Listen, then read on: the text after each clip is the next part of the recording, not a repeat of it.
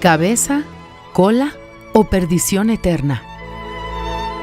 Te pondrá el Señor por cabeza y no por cola, y estarás encima solamente, y no estarás debajo, si obedecieres los mandamientos del Señor tu Dios, que yo te ordeno hoy para que los guardes y cumplas.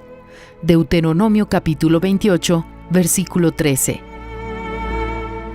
El Señor Dios prometió hacer de su pueblo cabeza y no cola. No significa decir que todos serían cabeza. Cabeza serían los que creyeran. Creerían los revelados serían los pequeñitos serían los obedientes a su palabra. No es por la fuerza ni por la violencia que las promesas son cumplidas, sino por el Espíritu de Dios que sirve a los que le sirven con la obediencia. Solamente los siervos obedientes son puestos sobre lo mucho, y su Señor le dijo: «Bien, buen siervo y fiel, sobre poco has sido fiel, sobre mucho te pondré, entra en el gozo de tu Señor». Mateo capítulo 25, versículo 21.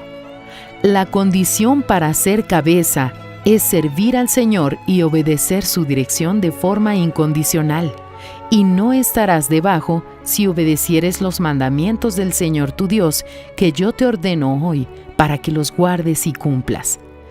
¿Puede el siervo desobediente ser honrado? Si el desobediente es deshonrado, imagínese el rebelde. La parábola de los talentos señala el destino del siervo malo. Lea Mateo capítulo 25 del versículo 14 al 30. ¿Es justo que el Señor le confíe sus promesas al siervo infiel?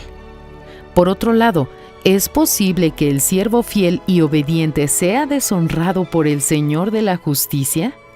Si quiere ser cabeza y no cola, sirva al Señor y obedezca su dirección de forma incondicional. Fragmento del libro El Pan Nuestro para 365 días del obispo Edir Macedo.